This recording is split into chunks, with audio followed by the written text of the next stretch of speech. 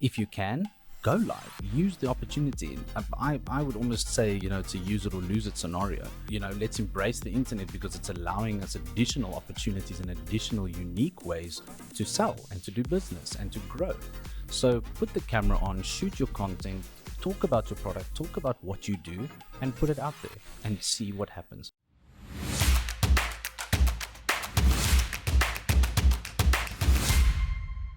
Today's a special one. As Christy's just mentioned, we're live on TikTok for the first time. And normally you only get to go live once you've got 1,000 followers. And I've only got 200. So it's interesting that I get to go live. How did you organize using the that? Opportunity. We've got a theory. It might be that I have the opportunity to go live, to use that moment and to use the opportunity because I haven't got 1,000. If I can go live at 200, potentially TikTok is just allowing me that gap. So I'm going to be assuming that's the reason why, and just run with it. Okay, what's the advantages for businesses if they go live with their business plans or their advertising or whatever? What's the use case? What's the point? What's the purpose? Exactly. So let's chat about TikTok Live. So TikTok and live on any platform really. Obviously the big major advantage is you are able to have a conversation right now. It's almost better than picking up the phone because I can actually see I'm having a video call with you, but you can't see me. So as a business, you have that opportunity to start introducing your product, start answering questions. I mean, we're live at the moment. There's 2 people that are currently watching the live, but these people now have the opportunity to say, hey, Richard, great point. What do you think about this? And I can actually address those questions on the spot. So I've seen a few lives with people in the gold industry, people in the porn industry, porn with an A. AWN. I was wondering about that. Let me just double check on that word. Apologies. But for second-hand goods and people in the porn business that have these lives and they have the opportunity for you to say, I've got this available, what will you offer me? Or I've got this ring and I need a valuation, or I've got this, or I've got that. And, it puts that business in a different level because none of his competition is doing that. And I've been on those lives at 1:00 in the afternoon, and we're sitting with 1,500 plus people currently watching that live. So you've got 1,500 almost ready to buy customers, because why else would they be watching the live unless there's some other reason? But you have that opportunity there and then to introduce your product, tell your clients what the product is about, or the customers, and they've got the opportunity to engage with you directly, have their questions answered, have their concerns met, and it's going to help that buying process. But that's just one reason. Okay, but is it for every business to go live? It's a good question. I like this question, and I'm almost going to go out on a limb and say yes, because of where social media is going and where the internet is moving towards and how culture is starting to change and adapt to online. And for that reason, absolutely, I cannot see a reason why not. Sure, there's questions to be raised around what are your capabilities? Are you comfortable to go live? If you can, go live. Use the opportunity. I would almost say, it's a use it or lose it scenario. You've got the ability to have something that a lot of businesses don't have or don't use. And if you're going to use it, you're going to be unique. You're going to be on the forefront, and you're naturally going to get more active and have more people start following you. I remember during lockdown, an auctioneer started doing auctions. Beautiful. Live. Perfect example. And he told me afterwards, once lockdown was over, he said he's going to carry on with that because he was making money. So he's making extra money now. He's got his normal auctions where people go to and touch the stuff, but now he's making extra money because he only has this once a week. So now he's got the live auction where people can come into his shop and do the auction. He does the auction there, and he's doing the one online. So he's doubling that's a up. great example. Let's debate that for a second.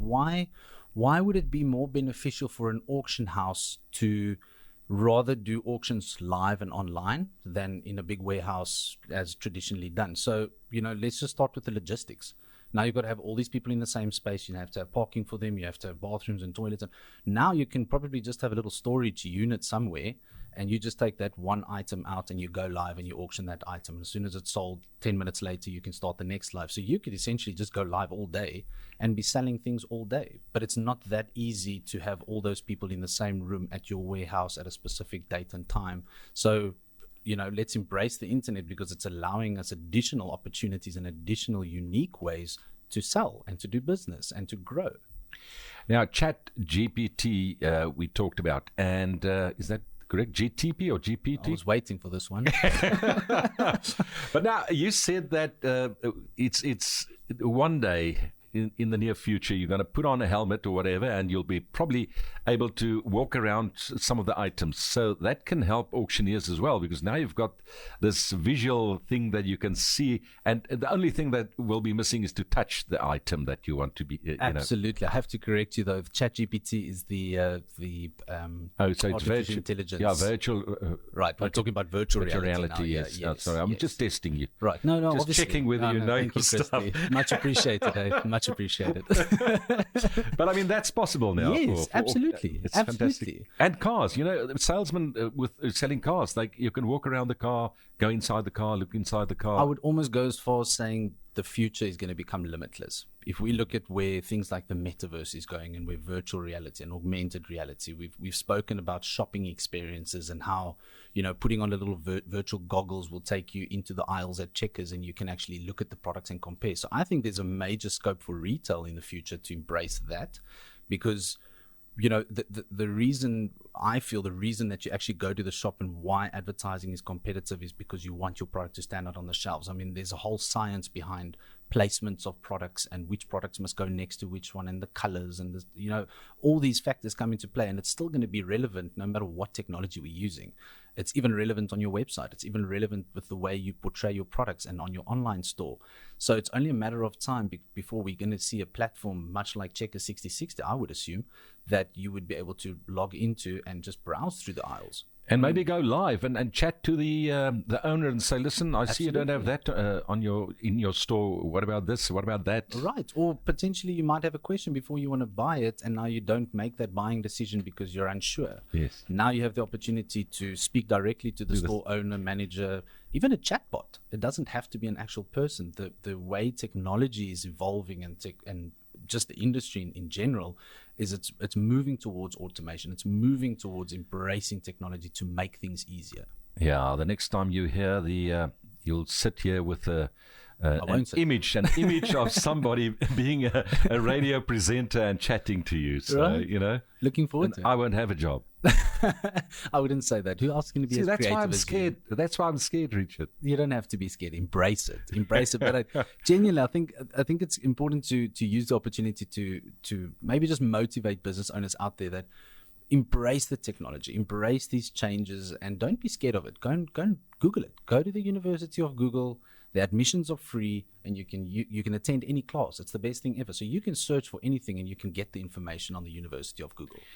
Go and look at what the potential of these things are. What can you do with it, and how can you use it in your business? I mean, I use something as simple as a chatbot because we actually just integrated it for a client this morning. And the purpose of a chatbot is to be able to answer those messages. So now you've got someone that might send you a Facebook message asking you, what time does your business open and close? That's easy. You've got auto responses on Facebook that can give you those answers and allow you to set up those auto responses. But now what happens if your client has a question that doesn't fall within those standard answers? Now either you've got to go online, or your receptionist or someone has got to go in and follow up on that message. You can now have bots, which are essentially just automated responses that help that conversation. So it might pick up a keyword where the client has asked about, what's your next event date? And you could then have a response based on that. And so it becomes like an actual conversation between machine and human. And that is intriguing. We don't have time left, Richard, but I'm a bit, I think maybe the listeners would like to know how to get onto TikTok, what's the admin behind the whole thing to do this live? The same as opening any other account, the same as opening Instagram, Facebook, simply your username and a password, and get started. I think is that what you do, and then you can start it? It's literally that. And that is the most difficult part, because you have to remember that password. So that's quite difficult. But apart from that, it's really just pushing your boundaries and getting into that uncomfortable space. I mean, I'll be completely honest. For me to go live now, as confident as what I sound, it's still a big step. It's still like, okay, shoosh, now, and even there, like I almost dropped the S word, and it's like, but you're online. So you're always going to be uncomfortable, but it sounds so cliche, but that's where you grow. So put the camera on, shoot your content, talk about your product, talk about what you do, and put it out there and see what happens.